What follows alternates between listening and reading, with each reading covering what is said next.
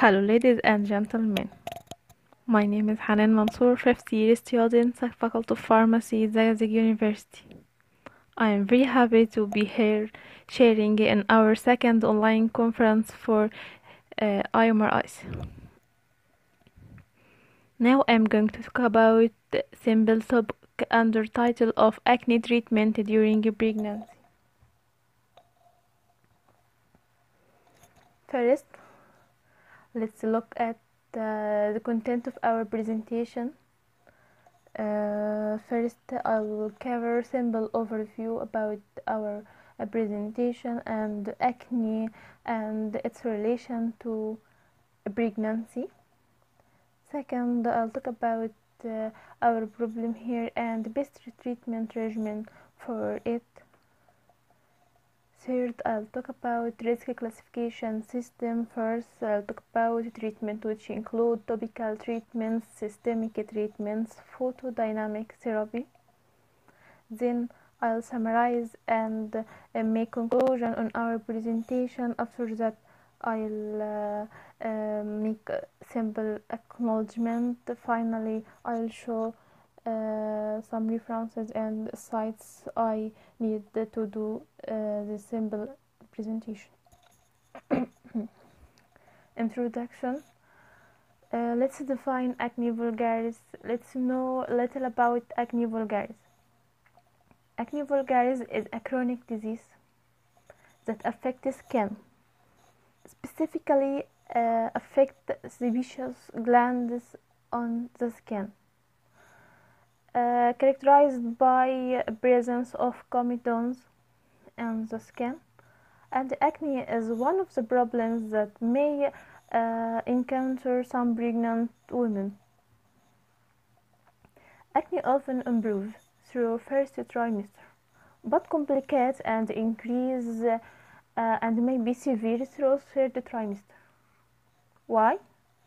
Due to increase or sharp increase in some hormones such as androgens.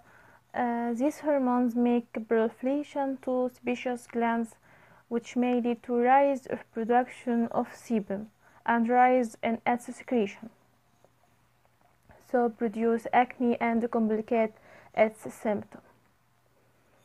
Then Propionibacterium acne grew, causing acne vulgaris disease.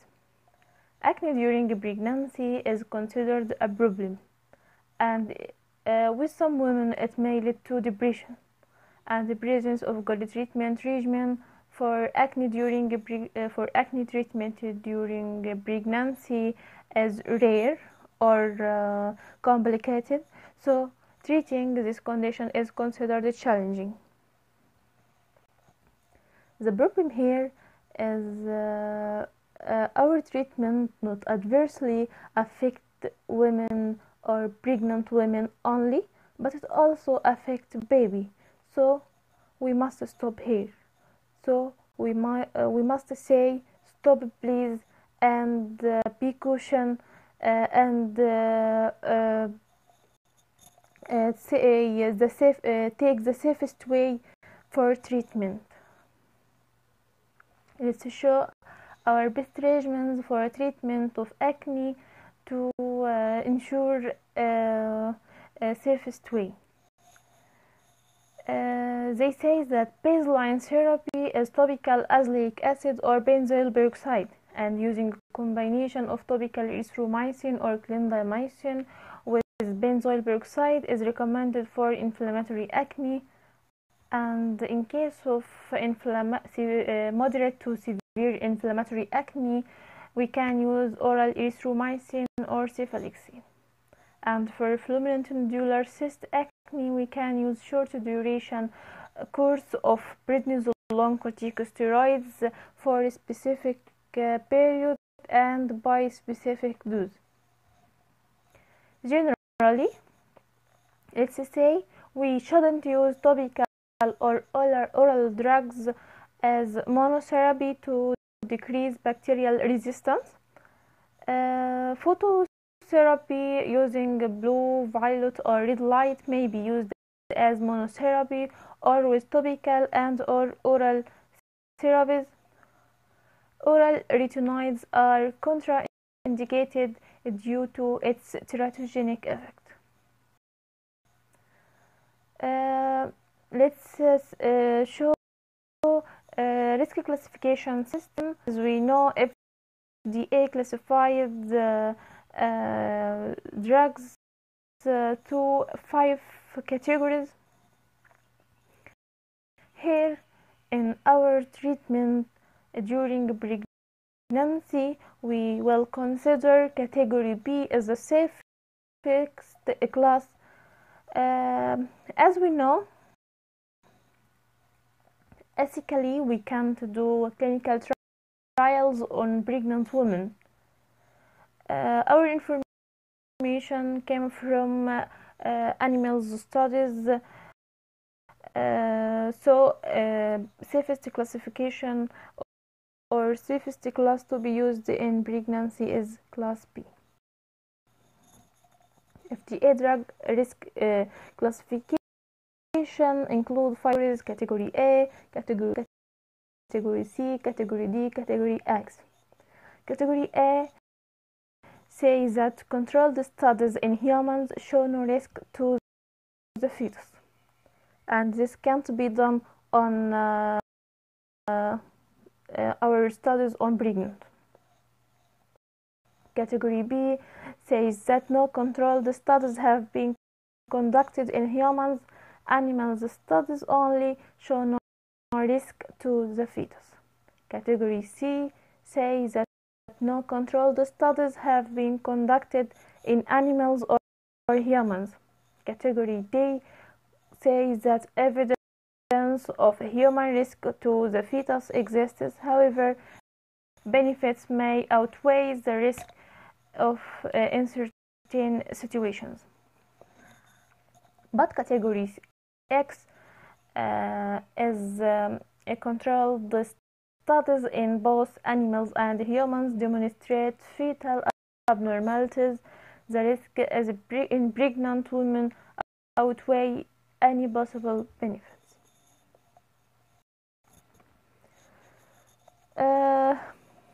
Here we come to our treatment.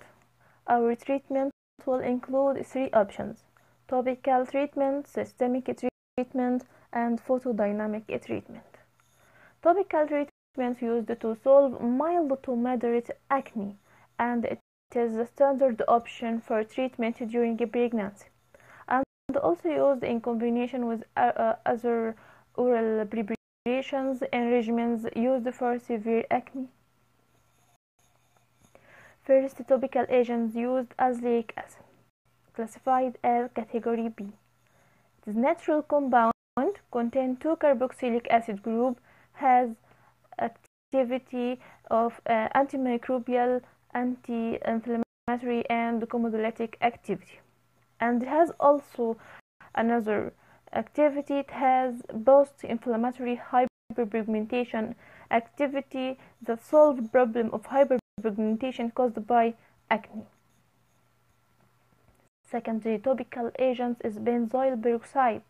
It is classified as category C, and in body it metabolizes to benzoic acid. Risk on fetus toxicity is small. It has also antimicrobial, anti-inflammatory, and chemolytic effect. Salicylic acid is classified as category C. There is some malformations that appear on rat embryos occur during systemic use of salicylic acid. It has a keratolytic effect. Topical antibiotics most commonly used are 2 antibiotics, erythromycin as clindamycin. But take in consideration also we can't take them as a chronic use for long period.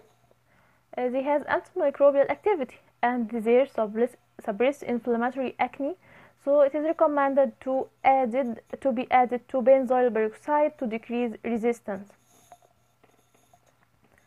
Topical retinoids include 3 agents: adapalene, tazarotene. Tazarotene is contraindicated. and also adapalene and retinoid, although they are category C, but our studies say that they must be divided during pregnancy. Topical dapsone is a synthetic sulfur compound, has also antibacterial, anti-inflammatory activity, classified as category C. Studies also say that topical dapsone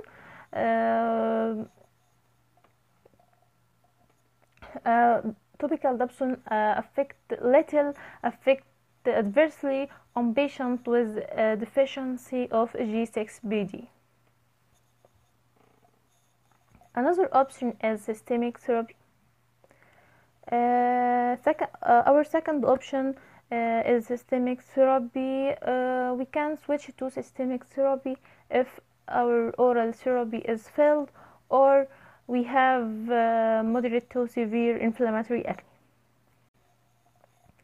Examples of systemic therapy to be used are oral antibiotics, minerals as zinc, hormonal therapy, and retinoids. First systemic agents are antibiotics. Their mechanism of action act by inhibition of bacteria which cause acne vulgaris. This bacteria called Propionibacterium acne. And the best method of use is to be combined either with topical benzoyl peroxide to reduce its bacterial resistance. And the duration of taking oral antibiotic must be shorter as possible. Examples of antibiotics used are erythromycin, azithromycin, amoxicillin, cephalexin, trimethoprim, and tetracycline. Erythromycin is the safest one, classified as category B, considered safe during any trimester of pregnancy when taken in short duration, only for a few weeks. Azithromycin also classified as category B, but it has less available data about safety compared to erythromycin. Amoxicillin classified as category B. Its use in first trimester unfortunately may cause oral clefts or cleft palate. Cephalexin classified as category B, but there is some reports of resistance against bacteria Staphylococcus. Trimethoprim is classified as category C. Its use in first trimester causes double the risk of miscarriage, so used only when there is no another option for acne treatment. Tetracycline, category D. On animals, it causes embryotoxicity and fetotoxicity, including toxic effects on fetal teeth and bone. Second systemic agents to be used are oral corticosteroids. They may be used in case of severe acne that not respond to antibiotic therapy. We can instead use oral corticosteroids in this case only, and classified as category C. But prednisolone or prednisone show some complications such as cleft palate, low brain size, and increased miscarriage rate. But it may be used for severe or fulminant acne after the first trimester with a specific dose that is less than 20 mg per day and for a specific period that must be not more than 1 month during third trimester. Third systemic agent used are oral retinoids, but here we must say no. We must say is contraindicated. Please don't use. It is classified as category X, has highly teratogenic effect, and huge malformation may be okay.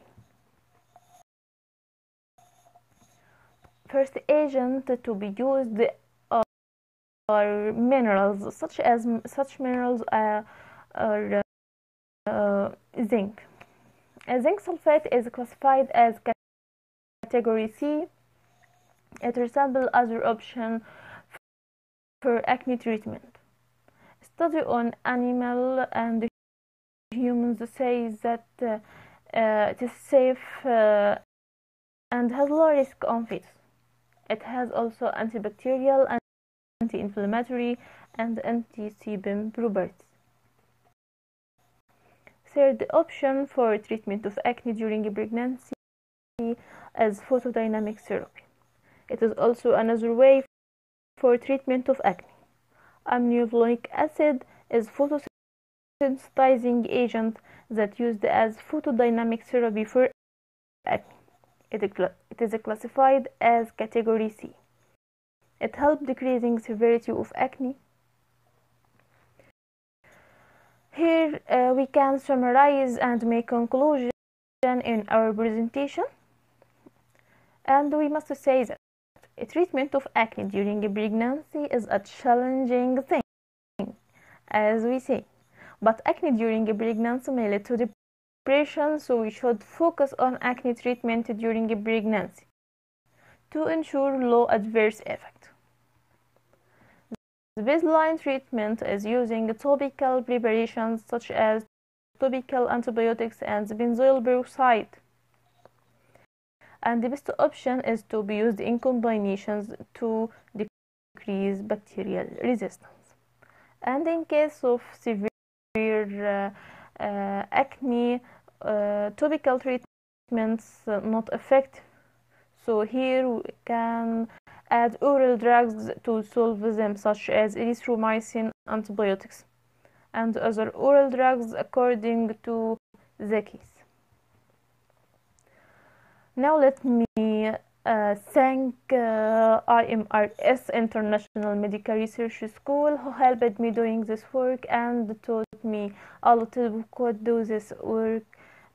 Finally, these are our papers we used to do this work. Finally, thank you for your listening.